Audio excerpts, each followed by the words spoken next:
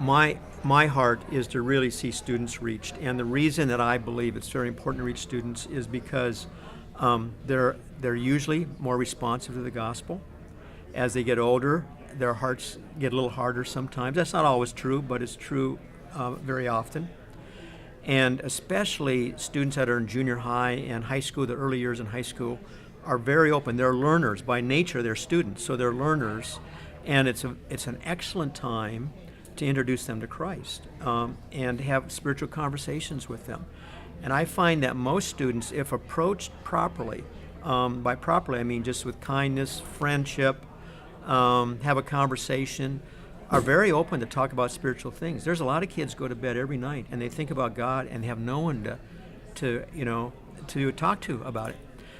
The other thing about students in America is there are probably 26, 27 million students between the grades of 7th grade and 12th grade in high school. We know that on the average, probably only about 15% of those kids go to school. So when you drive by your high school or junior high and you look at that student body, for every 100 kids, only about 15 of them are going to church. That means 85 are not. So oftentimes we see the 10 or 20 or 100 kids in our youth group at church and we think, oh, this is great. But for everyone in our church, there's probably another 8 who are not going to church anywhere. And so that's very important for us to think. So I think the first thing we need to do is to pray for the kids in our community. And this is the first part of a prayer, care, share strategy when we're working with young people, is let's pray for them. And if we don't know how to pray, you can go to everyschool.com, which is our site, and there's all kinds of ideas on there of how to pray.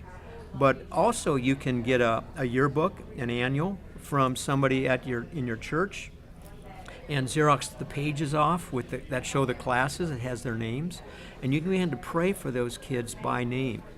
And we've seen entire campuses change when you begin to pray. One of our partners is Claim Your Campus, and what they do is encouraging groups of students to begin to pray for their campus. Well, we need groups of adults who are really praying for the campuses as well. And then there's a lot of ways that you can care for students and their school. There are churches who are adopting schools. We encourage schools to adopt the school in their neighborhood. And to adopt means that we will pray for the students, we will reach out and care for the school somehow, and then we will look for ways to share Christ. Now, on the campus, kids can share with kids because they have First Amendment rights. They can share Christ as much as they want. Well, not as much as they want. They can't do it during class time and that sort of thing. But they can have conversations during breaks, lunch hour, all different types of opportunities. But for adults, we cannot usually go on campus and share our faith. But we can do it after school, before school. We can open up our homes. There may be a youth ministry that's having a ministry to kids from the school and they need a home, they need pizza, they need different things that will help bring the kids in. And so we have a lot of parents who open up their homes. We have business people who help finance it. And then those who are working with the kids, sometimes it's just student-led.